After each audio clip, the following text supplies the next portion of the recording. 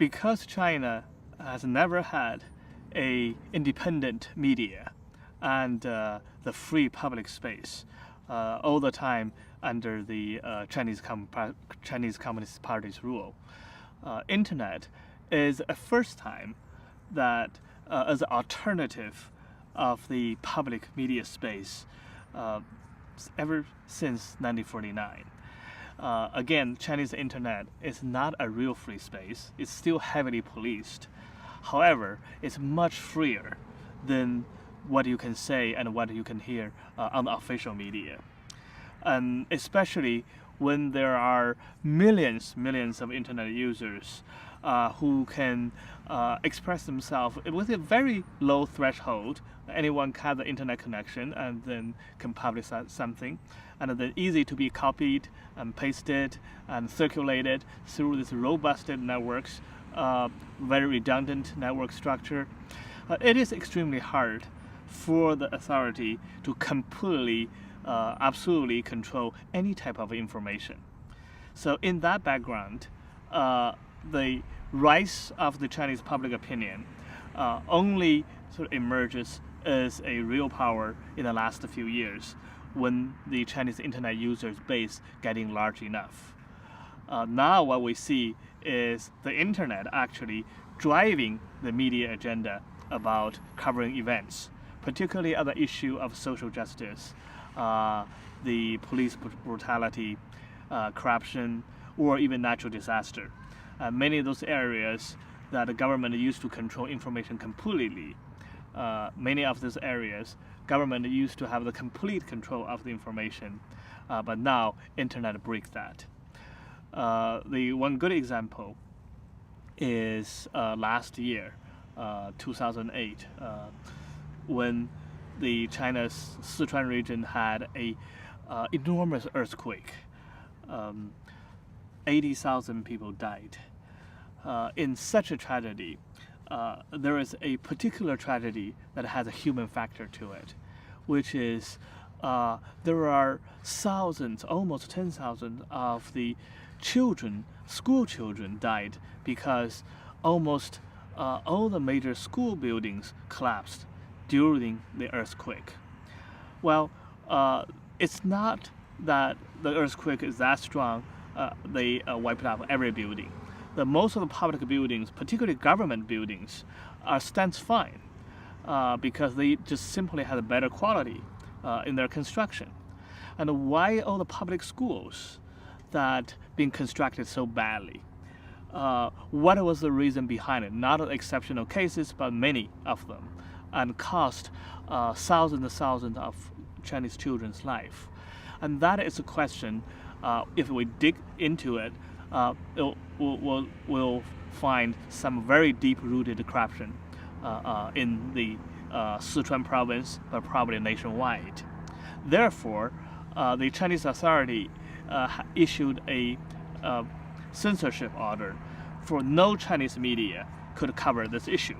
They don't want the media to dig deeper than it becoming a systematic problem of the government. In the case of no official media can investigate the school collapse issue, many bloggers picked up that as their calling. Particularly, there's one Chinese artist, Ai Weiwei, who is also a very known blogger. He bravely started a project of compiling all the names of the dead children of the school collapse, putting on his blogs.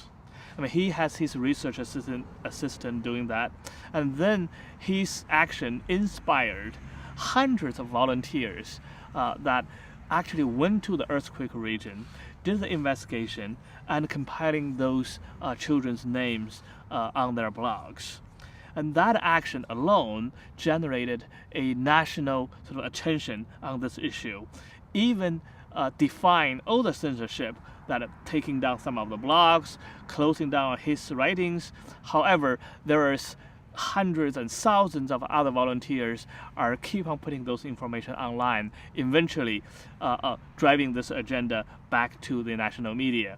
And even the Chinese national newspaper has run a front page editorial sort of recognize this is the issue of human rights, that Chinese government must do something to it. So this is one good example of the online activism actually can sort of do something even when the official media cannot do it.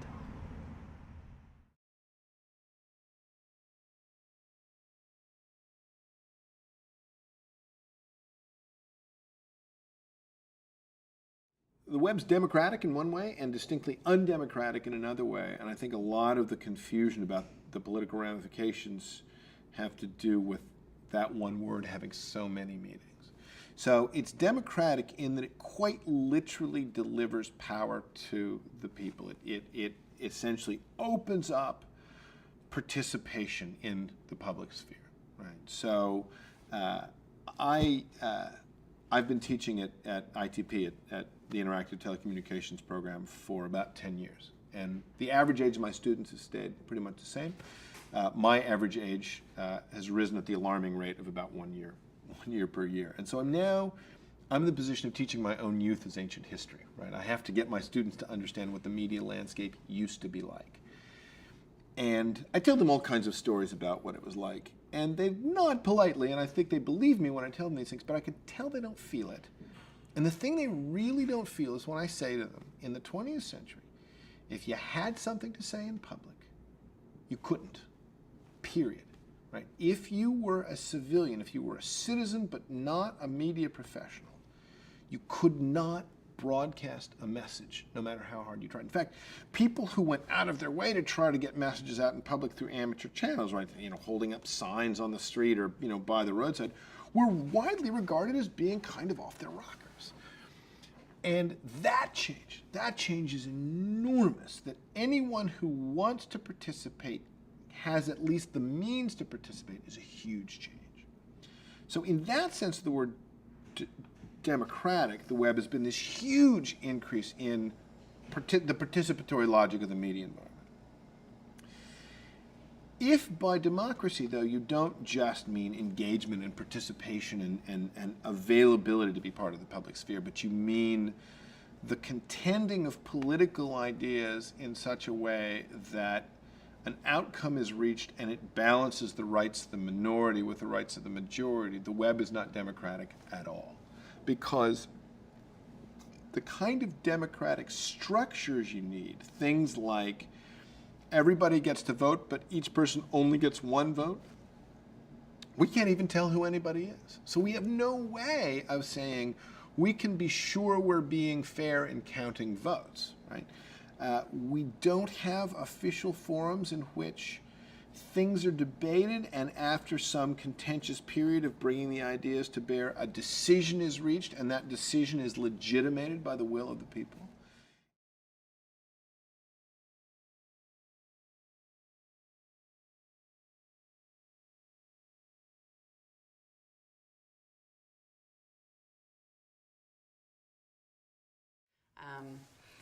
And it'll be interesting to look at Estonia within the context of the global openness and transparency. But before we go on to that, I'm interested in how you feel the cyber attacks in April 2007 may have affected Estonians' beliefs in the internet, whether it's the transparency. Well, okay. The cyber attacks in 2007, I guess. If you because of my own personal interests, in the 90s, you could read, people speculating that in the future, people could use cyber attacks and cyber warfare.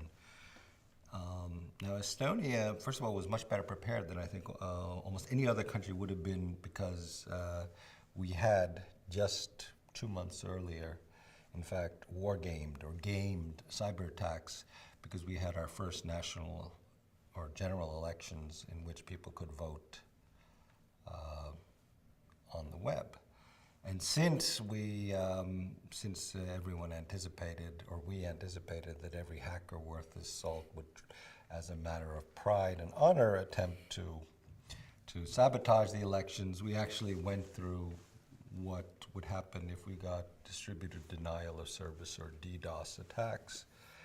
and figured out, well, if we got these things, then we would. There are a number of strategies to follow, a number of partners in the European Union with which we sort of cooperated, or in the process of the wargaming or the gaming, decided we will, if this happened, we would do that. There were no noticeable attacks during the election. Now, when these attacks took place, contrary to at least some of the spin given to it, it was quite organized. In that, if you actually look at the level of attacks, they drop off immediately at 2400 Greenwich Mean Time on the 9th. I know, doing a little bit of math and generally how things run. I mean, it wasn't a Gaussian normal curve. I said, why is that? They said, because the money stopped. And basically, you can treat the cyber attacks in that case as a public-private partnership involving, at least on one part, the mafia, because I mean, generally, DDoS attacks are against they're bought. I mean, you rent bots, robot networks, which then used to spam computers, spam servers, knock them out. It's used, they're used or had been used previously mainly in extortion cases with saying, well, you know, you pay us $200,000, we won't shut down the server that you need to run your business. So the clear deduction was that this was paid for. You know, the amount of money is not insignificant. I mean, someone paid these illegal botnets to do this. Now, how did it affect us? Well, I mean, it affected us mainly in that the government sites were shut down. Businesses were shut down. Banks were targeted.